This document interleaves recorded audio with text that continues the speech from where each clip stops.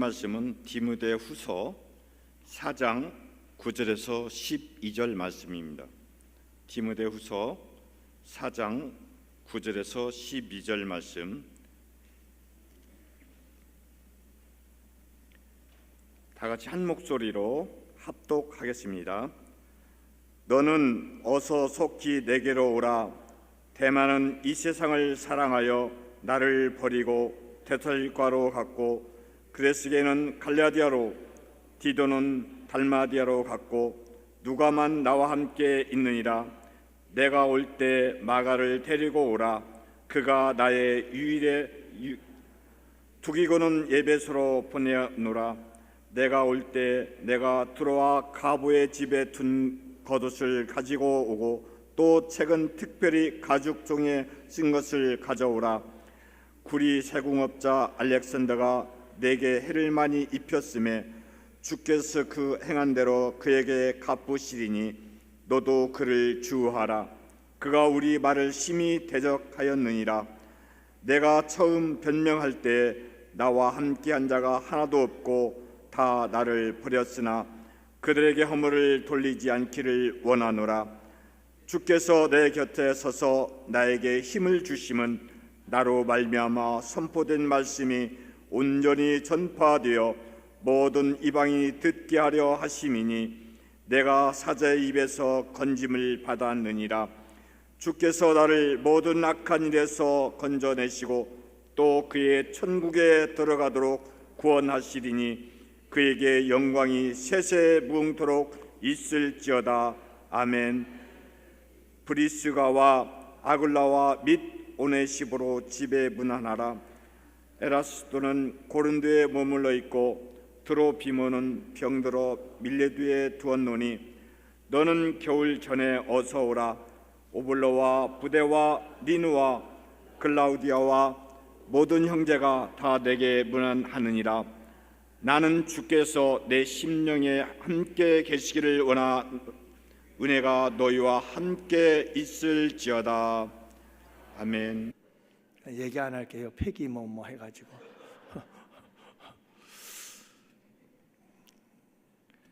부부 생활의 상태에 대해서 세대별로 이야기를 합니다. 10대 부부는 서로 멋모르고 살고, 20대 부부는 서로가 신나서 뛰면서 살고, 30대는 서로가 한눈 팔며 살고, 40대는 서로가 마지못해 살고, 50대는 서로가 가엾어서 살고, 60대는 서로가 필요해서 살고, 70대는 서로가 고마워서 산다. 이렇게 얘기를 하네요. 사랑에 대한 세대들마다의 그 사랑의 모습들이 있습니다. 10대의 사랑은 공상, 20대의 사랑은 열정, 30대의 사랑은 체험, 40대의 사랑은 조화, 50대의 사랑은 동행, 60대의 사랑은 추억, 70대의 사랑은 재생, 80대의 사랑은 주책. 이렇게 얘기를 하네요. 참 이 세대별로 우리는 다양한 삶을 경험하며 살아요. 여러분, 어떤 세대든 그 세대에서 사는 것이 가장 행복하다는 것을 잊지 마시기를 바랍니다. 트롯 가사 중에는 내 나이가 어때서 사랑하기에 딱 좋은 나이다 이런 얘기를 하잖아요. 저는 굉장히 긍정적인 노래 가사라고 생각을 해요. 여러분, 어떤 노래는 이런 노래가 있어요. 청춘을 돌려달라고. 아무리 소리 외쳐 목을 터져라 외쳐도 청춘이 돌아옵니까? 난 그건 참 어리석다고 생각하는 게 있어요. 여러분, 우리는 각 세대마다 다른 세대가 알 수 없는 놀라운 축복이 있어요. 할렐루야. 80대는 폐기처분이라고요? 안 그렇습니다. 여러분, 80대는요 아무것도 몰라요. 80대만 느끼고 경험할 수 있는 아름다운 인생의 맛이 있는 줄로 믿습니다. 그러니까 청춘을 돌려달라 외치지 마시고, 지금 여러분들이 어떤 세대에 있든 그 세대 속에서 하나님께서 내게 주신 해야 할 많은 일들을 만끽하시기를 바라고, 그 세대에서 우리 주님을 위해서 가장 아름다운 삶을 살아낼 수 있는 여러분들이 되시기를 주님의 이름으로 축복합니다. 여러분, 이런 세대 구분은 별로 의미가 없어요.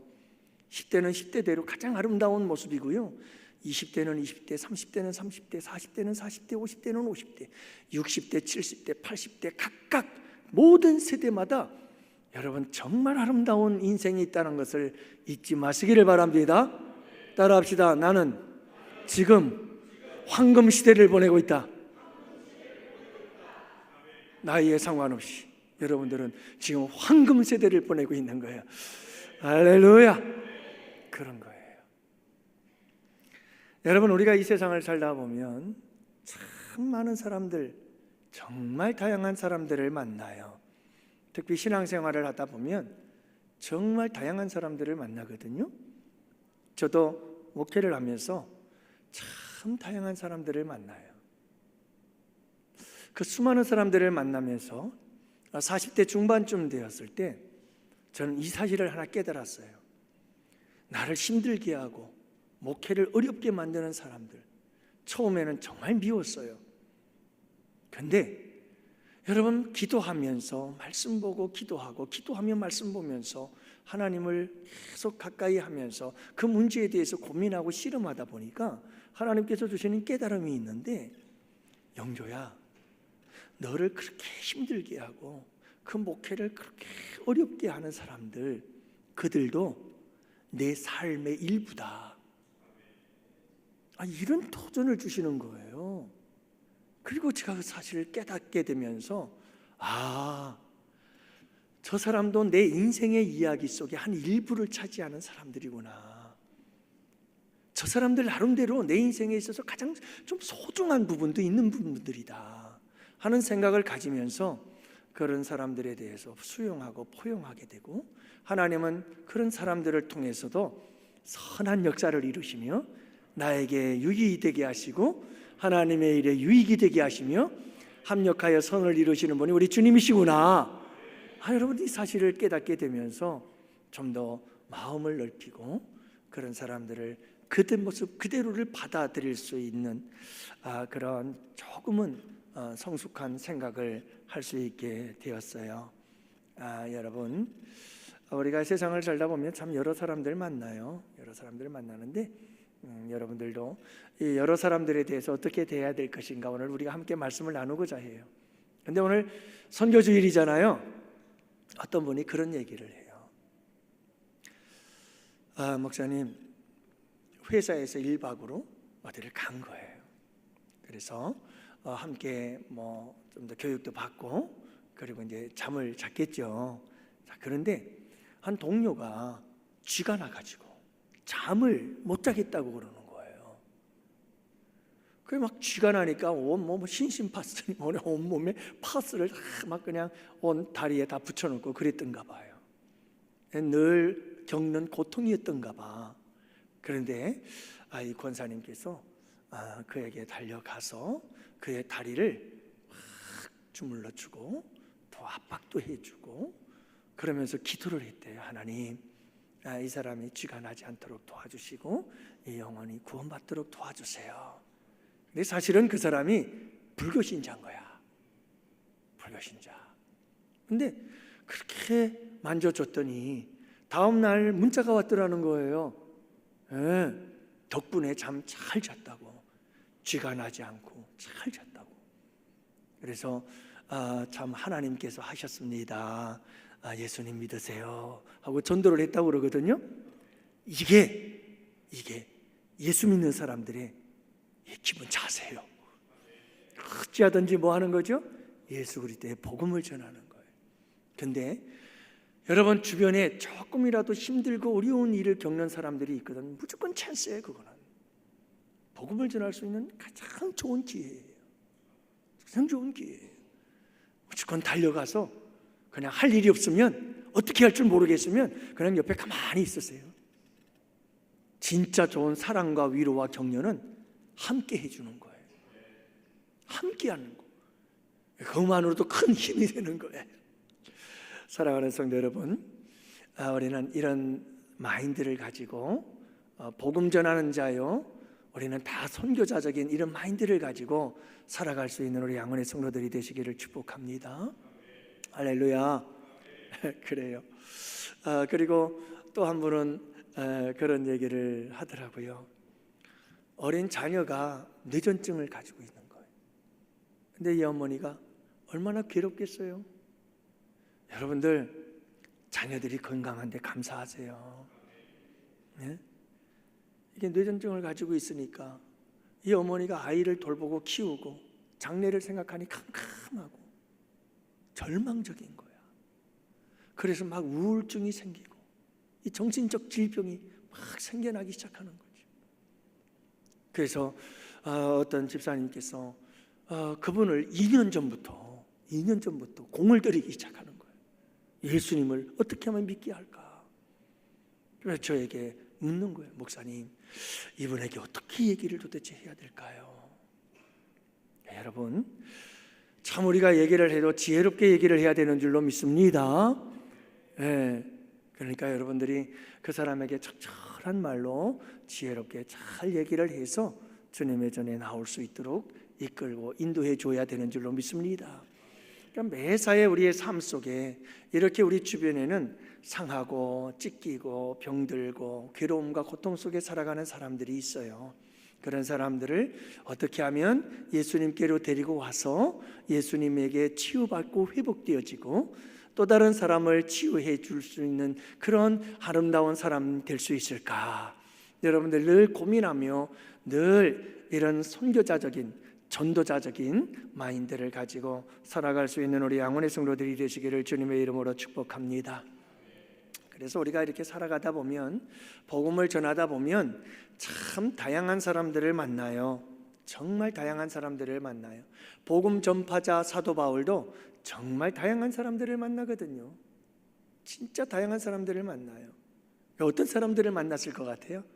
오늘 사도 바울은 마지막 숨을 거두고 순교하기 바로 직전인데요, 이 순교를 앞둔 사도 바울이 기억하고 있었던 사람들이 있어요. 어떤 사람들일까? 어떤 사람들일까? 내가 죽음을 앞둔 그 순간 잊지 못하고 기억하고 있을 사람들, 정말 만나고 싶고 보고 싶은 사람들. 여러분, 그런 사람들은 어떤 사람들일까? 오늘 말씀을 통해서 함께 살펴보면서 은혜를 나누기를 원합니다. 제일 먼저 나오는 사람이 데마라고 하는 사람인데요, 10절에 보면 데마는 이 세상을 사랑하여 나를 버리고 데살로니가로 갔다, 이렇게 기록합니다. 여러분, 이 데마라고 하는 사람은 사도 바울의 아주 훌륭한 동역자이기도 했어요. 함께 복음을 전하는 일을 했거든요. 그런데 사도 바울을 버리고 그가 떠나버렸어요. 하나님을 떠난 겁니다. 복음을 떠난 겁니다. 이유가 뭘까요?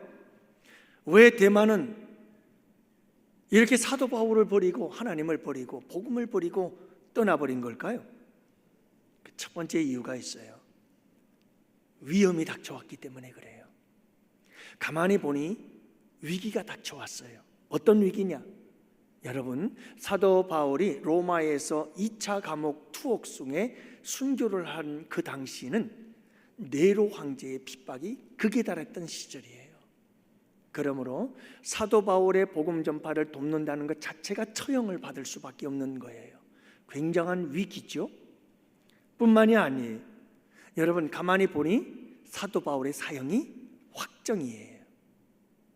그러니 여러분, 사도 바울과 더 이상 함께하면 나에게 미래가 없어요.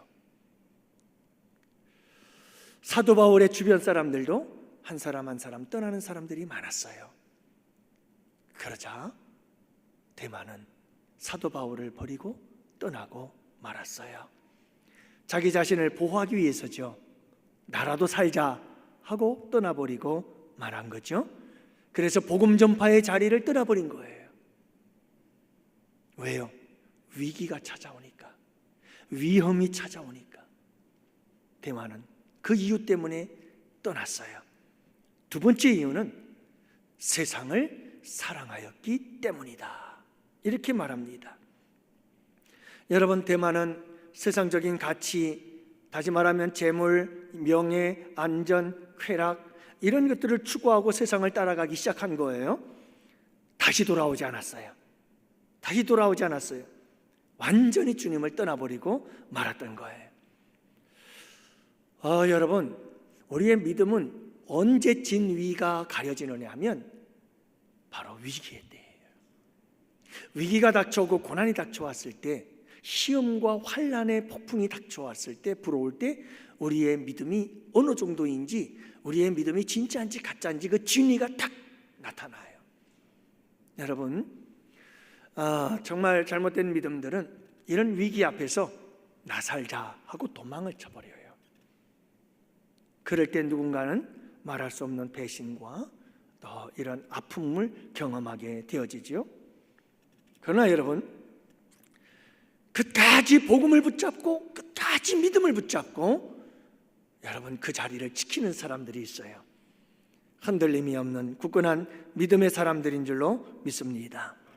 여러분, 세상을 사랑하면 자꾸 세상의 것들을 사랑하면 할수록 우리의 믿음은 흔들리게 돼 있어요. 흔들려요. 여러분, 우리의 마음을 세상에 빼앗기지 마시기를 바랍니다. 그래서 믿음의 주여 온전케 하신 예수 그리스도를 바라보라. 우리는 누구만 바라보라고 그러는 거예요? 그리스도를 바라봐라. 예수를 바라보며 나아가야 되는 거예요. 자꾸 두리번거리면 길을 잃고 방황하게 되고 우리는 사탄 마귀의 밥이 되어지고 우리는 결국 세상을 향하여 나아가고 마는 거죠. 사랑하는 성도 여러분, 이 테마를 기억하면서 살아가실 수 있기를 바랍니다. 세상을 너무 좋아하지 마세요. 한 걸음 한 걸음 가다 보면 나도 모르게 폭 빠져버리고 말아요. 폭 빠져버려요. 그러므로 여러분, 항상 우리 주님만 바라보며 깨어있는 성도들 되시기를 바랍니다. 말씀과 기도로 항상 깨어있는 주의 백성들이 되실 수 있기를 축복합니다.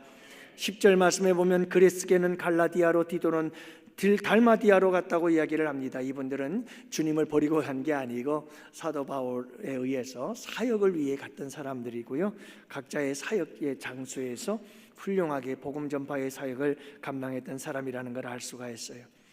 두 번째로 사도 바울이 이 죽음을 앞두고 추억하는 사람들이 있어요. 그게 누구냐 하면 복음 전파의 끝까지 함께한 사람 누가를 기억하는 거예요. 누가. 그래서 11절 말씀에 보면 누가만 나와 함께 있느니라. 이 사도 바울에게 누가는요, 처음 만남부터 끝까지 함께 있던 사람이에요. 여러분, 노년의 로마의 감옥에서 죽음을 기다리는 그 외롭고 고독한 시간, 그 마지막까지 이 노인 사도 바울의 건강을 관리해 주면서 함께 있었던 의사, 그가 바로 누가였습니다. 그는 그리스도인이었고 선교사였고 의사였고 사도 바울의 비서였고 그리고 사도 바울의 좋은 친구였지요. 정말 진실한 주님의 종이었습니다. 끝까지 남아서 사도 바울의 건강을 돌보아 주지요.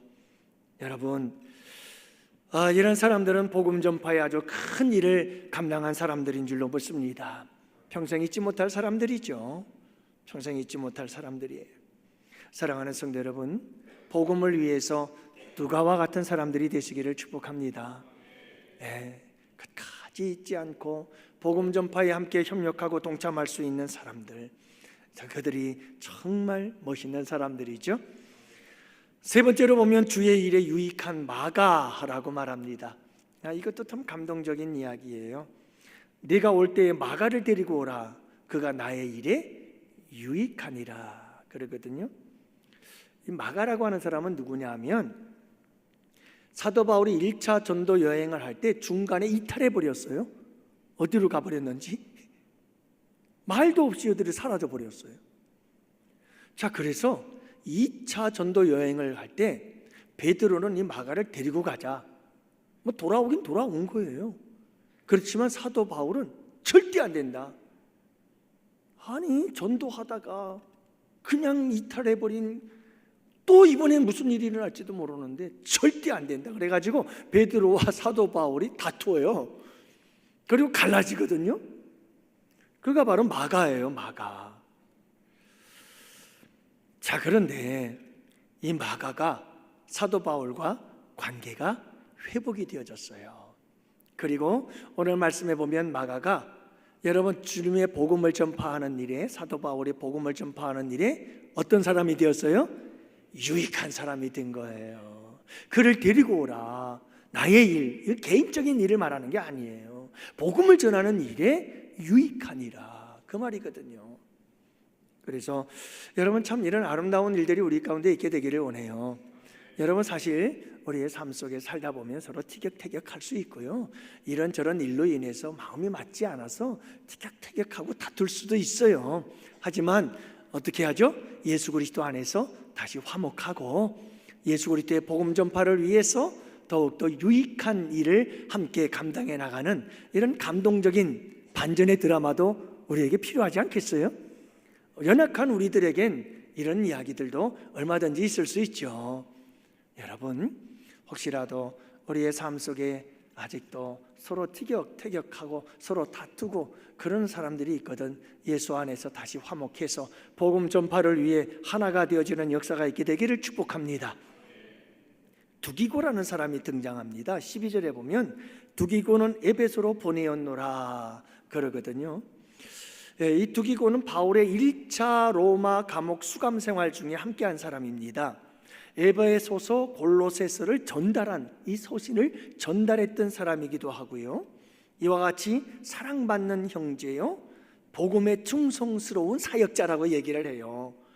얼마나 신실한 사도 바울의 동료였는지 모르고 복음 전파의 귀한 사역자였다는 것을 알 수가 있어요. 그런데 이 두기고를 사도 바울은 에베소로 속히 보내요. 보낸 이유는 뭘까요? 이런 이유 때문에 그래요. 지금 누가 와요? 에베소서에서 누가 와요? 디모데가 와요. 여러분 사도 바울이 죽기 전에, 겨울이 오기 전에, 이 겨울이 10월 말부터 여러분이 차같이 이 배가 지중해에서 다닐 수가 없어요. 태풍 때문에. 그래서 겨울이 오기 전에 빨리 오지 않으면 영영 디모데를 더 이상 볼 수가 없게 되는 거죠. 그래서 빨리 와라, 빨리 오라, 추운 겨울이 오기 전에 와라, 속히 오라고 자꾸 얘기를 하는 이유는 바로 이런 이유 때문에 그런 거예요. 자, 근데 여러분 디모데가 오고 있어요. 디모데가 오게 되면 에베소 교회에 담임 목사가 없는 거예요. 그래서 그 공백 기간을 채우기 위해서 누구를 보낸 거죠? 두기고를 보낸 거예요. 에베소로 보내는 거죠. 그러니까 여러분 이 말은 무슨 말이냐면, 사도 바울은 죽음을 앞두고도 끊임없이 뭘 생각하죠? 교회를 생각하는 거예요. 교회를 생각하는 거예요. 끊임없이 교회를 생각해요. 사랑하는 성도 여러분, 우리에게 이런 사람들이 늘 교회를 생각하고 소중히 여길 줄 아는 사람들이 되실 수 있기를 바라요. 네? 늘 교회를 생각하고 늘 교회를 걱정하고 늘 교회를 여러분 사랑하는 마음을 가지고 살아갈 수 있게 되기를 축복합니다. 해를 많이 입힌 알렉산더라는 사람이 있어요. 좋은 사람들만 있었던 게 아니에요. 데마 같은 사람도 있고 어떤 사람도 있어요? 알렉산더와 같은 사람이 있어요. 여러분이 알렉산더가 어떤 사람입니까? 자세한 내용은 없어요. 자세한 내용은 없는데 이 알렉산더라고 하는 이름은 그 당시에 헬라 사람들의 이름 가운데 흔한 이름들이었다고 그래요. 그러니까 어쩌면 이 사람도 헬라 사람 중에 하나였을 것이다 이렇게 얘기를 하는데, 어쨌든 중요한 것은 뭐냐면 구리 세공업자였고 알렉산더라고 하는 이 사람이 사도 바울이 복음 사역에 해를 많이 입혔던 사람이다라고 하는 것은 분명한 거예요. 할렐루야. 여러분 우리는 이런 사람이 되면 안 되겠죠. 그죠? 해를 많이 입혔던 사람. 근데 여러분 복음을 전하다 보면 이런 사람도 만나요. 별의 별 사람 다 만난다니까요. 주님의 일 하다 보면, 주님의 사역을 하다 보면 정말 다양한 사람들을 만나는 거예요. 좋은 사람들도 만나지만 이렇게 해를 많이 입히는 사람도 만나게 되는 줄로 믿습니다. 여러분 이런 사람도 만나는 거예요. 근데 사도 바울은 이런 사람들을 어떻게 대하느냐 하면, 저 사람이 나에게 해를 많이 입혀서 너 두고 보자. 내가 가만히 있지 않는다. 반드시 내가 가만두지 않을 거다. 이랬나요? 안 그랬어요. 오늘 말씀 보세요. 14절. 여러분, 알렉산더가 내게 해를 많이 입혔으며 주께서 그 행한 대로 그에게 갚으시리니. 갚는 건 누구에게 맡겨요? 주님께 맡기는 거예요. 누가 해요? 주님이 갚으시는 거예요. 주님이 갚으시는 거예요. 그러면서 여러분, 사도 바울은 디모데에게 말합니다. 알렉산더를 조심해라. 그를 주의하라. 그가 우리 말을 심히 대적하였느니라. 복음을 전할 때마다 그걸 대적했다는 것을 알 수가 있지요.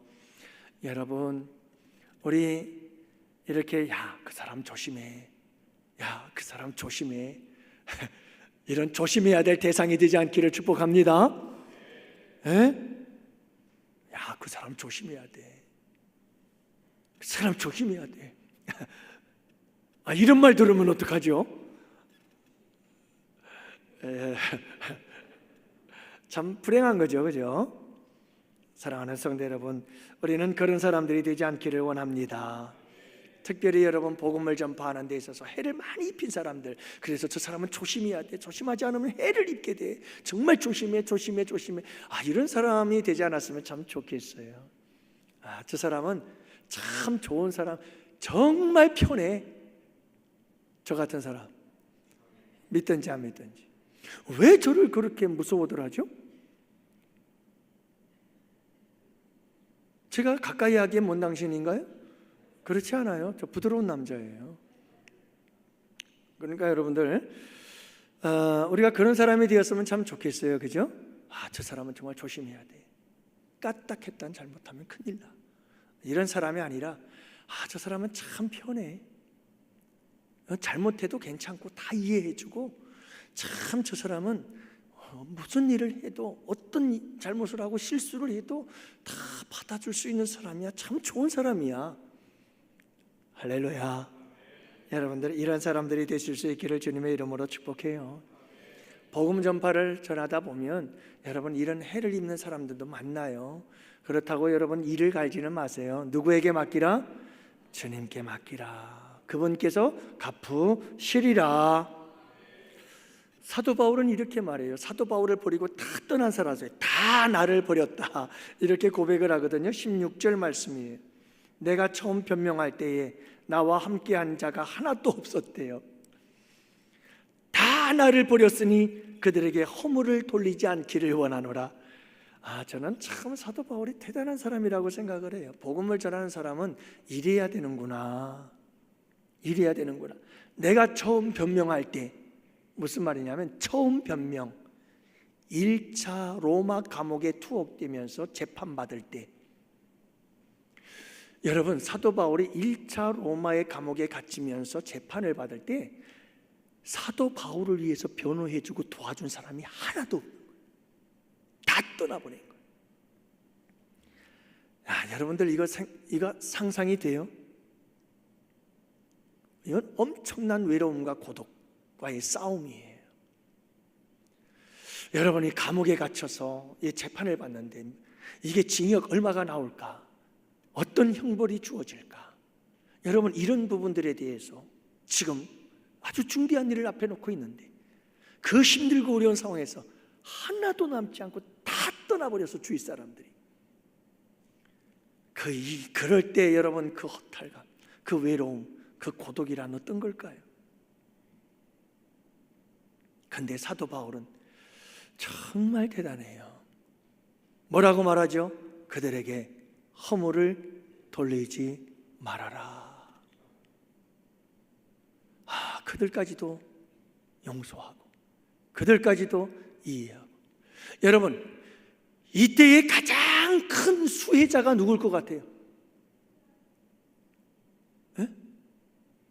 사도 바울을 버리고 떠난 사람들, 다 떠난 사람들, 그 사람들은 사도 바울이 허물을 돌리는지 안 돌리는지도 몰라요.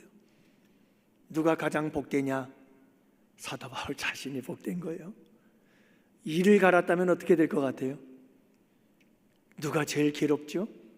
사도 바울이 괴로운 거예요. 여러분, 요셉이 평생 자기를 그렇게 노예로 팔아버리고 죽이려고 했던 형제들에 대해서 복수의 일을 갈고 있었다면 그가 위대한 사람이 될 수 있었을까요? 그리고 그는 아마 오래 못 살고 몇 년 만에 병들어 죽었을 거예요. 암에 걸려서. 어떻게 삽니까? 그러나 여러분, 모든 것을 예수 그리스도의 심장 가지고 용서하는 마음을 가지고 살아갈 때 자유를 얻게 되는 줄 믿습니다. 그래요, 여러분. 내가 힘들고 어려울 때 아무도 나를 도와주지 않아요. 그럴 때 여러분 원망하지 마세요. 불평하지 마세요. 아무도 나를 도와주지 않았다고 여러분 그것 때문에 절망하고 낙심하지 마세요. 내 너희들 두고 봐라. 너희들도 한번 당해봐. 내가 절대 안 도와줄 거야. 막 이런 마음 갖지 마세요. 이런 마음은 주님이 기뻐하시는 마음이 아니죠. 여러분, 반전이 있어요. 그 반전이 뭔지 아세요? 17절 18절 말씀이에요. 주께서 내 곁에 있어서 나에게 힘을 주심은 나로 말미암아 선포된 말씀이 온전히 전파되어 모든 이방인이 듣게 하려 하심이니 내가 사자의 입에서 건짐을 받았느니라. 주께서 나를 모든 악한 일에서 건져내시고 또 그의 천국에 들어가도록 구원하시리니 그에게 영광이 세세토록 있을지어다. 여러분, 그래요. 너무 낙심하지 마세요. 내가 힘들고 어려울 때 모든 사람들이 싹 떠나버렸어요. 여러분, 그 사람들을 욕하거나 원망하거나 불평하지 마시고 그 허물을 그들에게 돌리지 마시고 여러분, 예수 그리스도의 마음으로 용서하시기를 바랍니다. 넓게 이해해 주시기를 바랍니다. 축복해 주시기를 바랍니다. 그러면 누가 역사하죠? 주님이 역사하죠. 주님이 내 곁에 있어서 나에게 힘을 주시고 위로해 주시고 건져 주시고 할렐루야. 그래서 사도 바울은 내가 죽어도 주께서 천국으로 나를 구원해 주시리라. 그분을 찬송하리로다. 여러분, 이런 은혜가 여러분 우리 모두에게 함께 하실 수 있기를 축복합니다. 그래요. 힘들고 어려울 때 아무도 안 도와주면 자꾸 원망하는 마음이 생겨나죠. 나 저 사람 저럴 줄 몰랐다. 다른 사람은 몰라도 저 사람만은 날 함께 해줄 줄 알았는데 참 이러면서 자꾸 다른 사람들에 대해서 원망하고 불평하고 자꾸 다른 사람들에 대한 미운 마음들이 생기는 것이 우리 마음의 인지상정이죠. 그러나 여러분, 우리는 믿음의 사람들이 사도 바울처럼 그들에게 허물을 돌리지 않고 그들을 넓은 마음으로 이해하고 품어주고 용서할 수 있는 우리 양훈의 성도들이 되시기를 축복합니다. 주님의 복음 전하다 보면 반드시 이런 일 당합니다. 알렉산더도 있고요, 이런 일도 있습니다. 병든 드로비모라는 사람이 있습니다. 그리고 죽기 전에 꼭 만나고 싶은 마지막 한 사람. 시간이 많이 갔네요. 말씀 정리합시다. 마지막으로 사도 바울이 죽기 전에 꼭 만나고 싶은 사람 누굴까? 그토록 보고 싶은 사람, 어서 속히 와라, 겨울이 되기 전에 와라. 누구예요? 디모데예요. 디모데. 사랑하는 성도 여러분, 사도 바울이 그렇게 보고 싶은 사람은 디모데. 왜요? 영적인 아들이었어요. 영적인 아들이었어요. 이 디모데가 그렇게 보고 싶었던 것을 알 수가 있어요. 여러분, 죽음의 순간 보고 싶은 사람이 된다는 거, 죽어가는 사람의 마지막 기억이 되고 보고 싶은 사람이 된다는 것, 이보다 아름다운 축복이 어디 있겠어요? 여러분들, 우리 그런 사람이 좀 되었으면 좋겠어요. 저는 여러분들에게, 여러분들은 저에게 마지막 이 세상을 떠나기 직전 참 그분 보고 싶다. 내가 인생을 살아올 때 참 그분 잊지 못할 그 사람 꼭 한번 보고 싶은데 라고 기억되어질 수 있는 사람. 참 우리가 그랬으면 좋겠어요. 할렐루야. 그렇죠? 참 얼마나 좋아요. 얼마나 좋아요. 사랑하는 성도 여러분, 이것은 인간적인 정이 아니에요. 인간적인 정이 아니라 복음을 전하는 일에 있어서 이렇게 잊지 못할 사람들이 만들어진 복음의 우정이에요. 믿음의 우정이에요. 신앙의 우정인 거예요. 예수 안에서의 우정인 거예요. 여러분, 우리 양원교회 성도들은 서로 우리 모두 이런 우정을 만들어 갑시다. 할렐루야. 이런 우정 만들어 가자고요. 야, 난 그 사람 잊을 수 없지. 나는 누구 잊을 수 없어. 그 장로님 잊을 수 없고, 그 집사님 잊을 수 없고, 권사님 잊을 수가 없어.